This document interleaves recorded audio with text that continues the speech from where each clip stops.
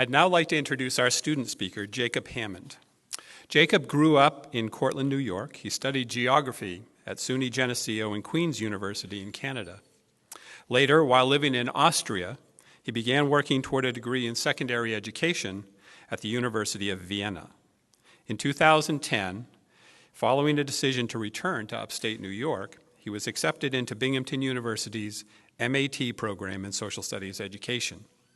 After earning the MAT degree, Jacob decided to further his learning at the Graduate School of Education by enrolling in the in-service program in Adolescent Special Education. During this period, Jacob worked as a teacher's aide for students with disabilities in Cortland. This past semester, he completed his in-service practicum at Dryden High School. Jacob credits his 4-year-old daughter, Elsie, with supplying all the joy, inspiration, and perspective that he needed to endure the long, dark commutes. Jacob is certain that his desire to learn and do more within the field of teaching and special education, and he credits them with the truly exceptional faculty in the Graduate School of Education, and that will lead him back to Binghamton University in the future. Jacob Hammond.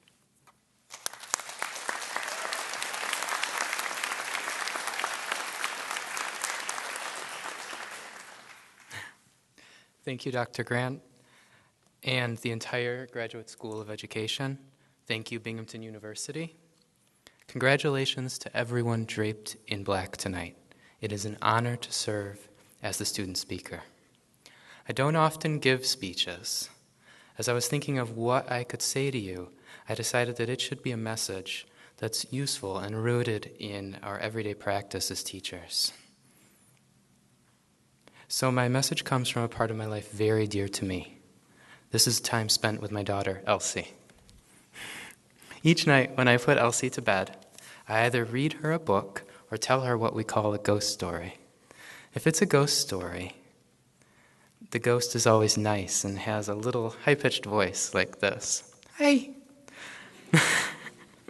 Making up a new story is hard work, though, and I often advocate for a book. One that means a lot to me is called The Three Questions, and it's an adaptation by John Muth of a story by Leo Tolstoy. In the story, a boy named Nikolai asks 3 questions. What is the right time to do things? Who is the most important one? And what is the right thing to do? The answers he gets from his friends don't satisfy him, so he goes to a wise old turtle living up on a mountain and spends the afternoon helping the turtle dig his garden. Meanwhile, a storm is brewing when Nikolai hears a cry from the woods. He runs into the woods to rescue a mother panda and, Elsie's favorite part, the mother panda's little baby. It is only later on Nikolai regrets not having found the answers to his questions. To this, the turtle tells him that the 3 questions have in fact already been answered. If you had not stayed to help me dig my garden, he says, you wouldn't have heard the panda's cries for help. Therefore, the most important time was the time you spent digging. The most important one at the moment was me, and the most important thing to do was to help me with my garden. When you found the injured panda, the most important time was the time you spent mending her leg and saving her child. The most important ones were the panda and her baby.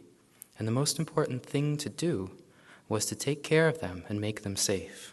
Remember that there is only one important time, and that time is now.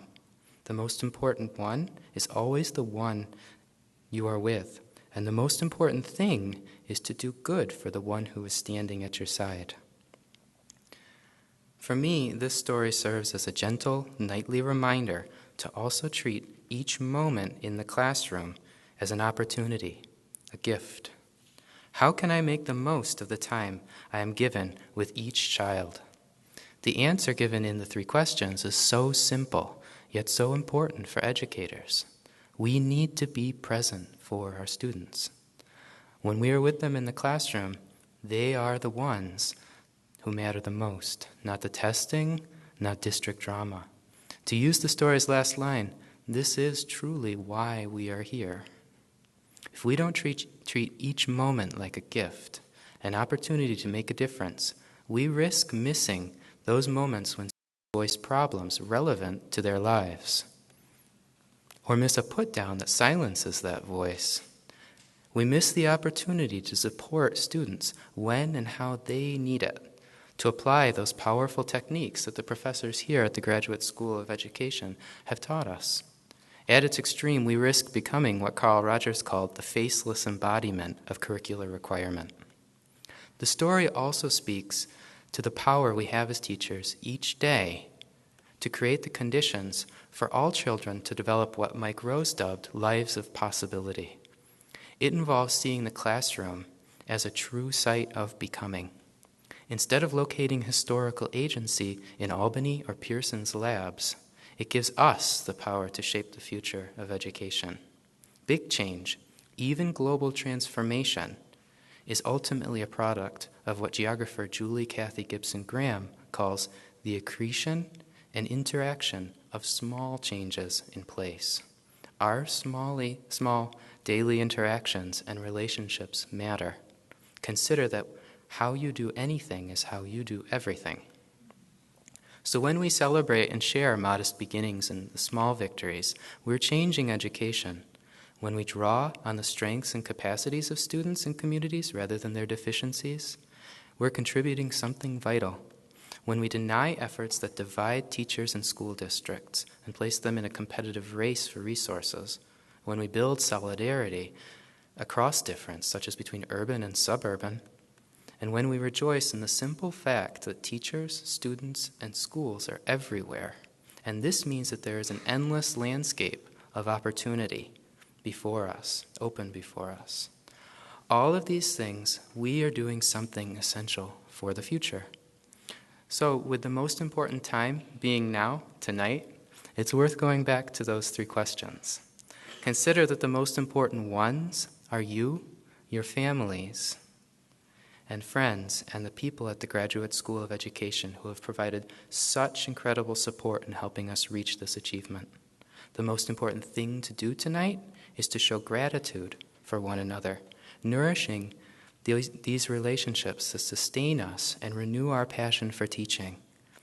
Then we're present for our students in all those seemingly small but very big moments. Thank you.